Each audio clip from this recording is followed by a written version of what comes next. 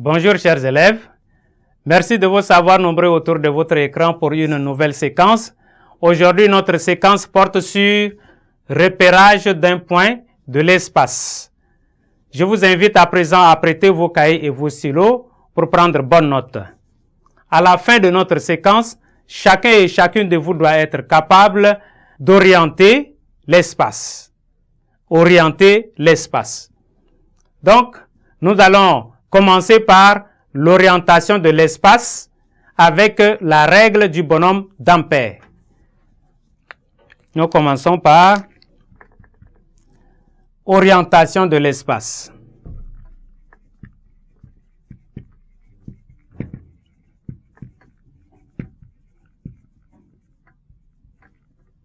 Orientation de l'espace, la règle du bonhomme d'Ampère. Règle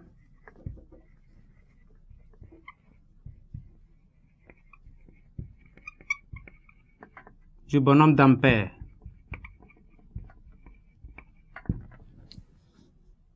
La règle du bonhomme d'Ampère.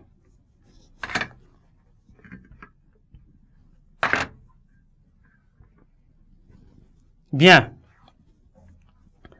Nous allons voir ce qui se passe dans cette orientation. Nous marquons O, I,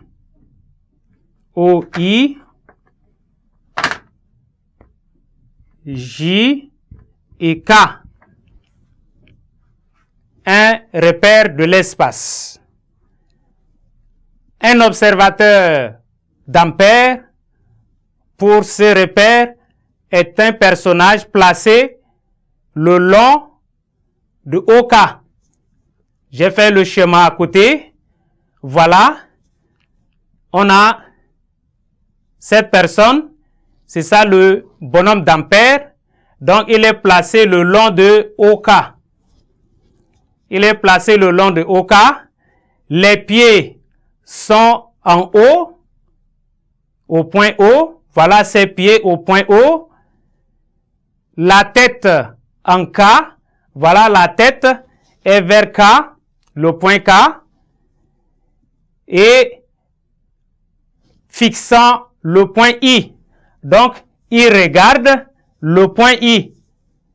Donc, en regardant le point I, voilà l'orientation va se passer. Si J est à la gauche de cet observateur, comme indique la figure, voilà, sa main gauche, en regardant, sa main gauche indique J.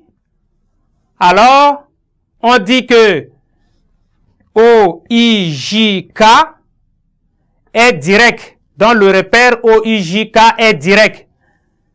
Si J se tourne à sa droite, si nous tournons J, puisque là c'est ça sa main gauche, si J se tourne vers sa main droite, on dit que le repère OIJ est indirect. Donc voilà comment nous faisons l'orientation de l'espace. En remarque,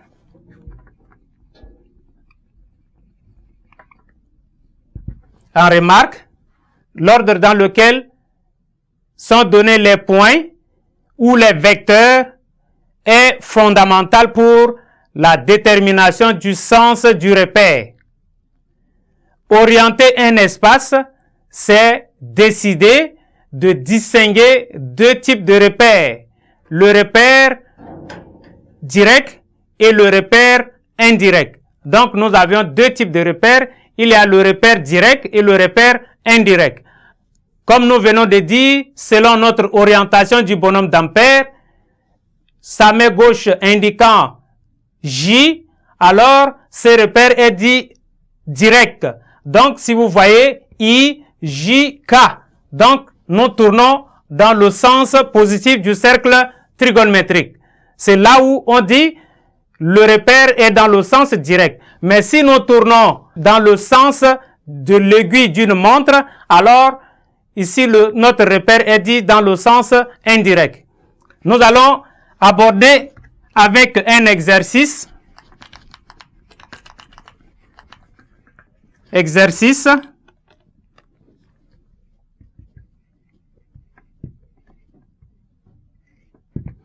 En exercice, on donne le repère. On donne ces repères. Ici, nous marquons C. Là, C quelque part. Ici, nous marquons A. Là, c'est le point origine O. Et ici, nous marquons B. Voilà, on nous demande de déterminer l'orientation. Nous déterminons l'orientation. On a le repère OAB. OB, je m'excuse. On a OA et OC. Donc, on nous demande de déterminer le sens, l'orientation de ces repères. Alors, avec notre repère donné ici, si nous regardons OB, nous sommes là, OA, on passe ici, et OC, donc vous voyez comment ça dessine. Nous partons dans le sens de l'aiguille d'une montre, et donc notre repère ici par rapport à ce qui est donné, ça c'est dans le sens, c'est un repère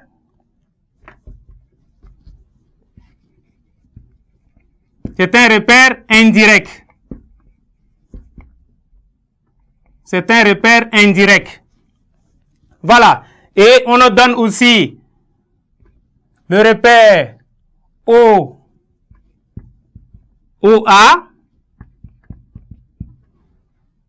OC et OB. On nous demande quel type de repère est-il. Et donc, nous regardons ici, on a OA, OC, OB. Donc, ça veut dire nous tournons encore dans le sens de l'aiguille d'une montre. Et donc, ceci est un repère, c'est aussi un repère indirect. Et nous avions aussi OC, A, B. Quel type de repère nous avions? O. Nous avions C, A et B. C, A et B. Donc, nous tournons dans le sens positif du cercle trigonométrique. Donc, c'est un repère.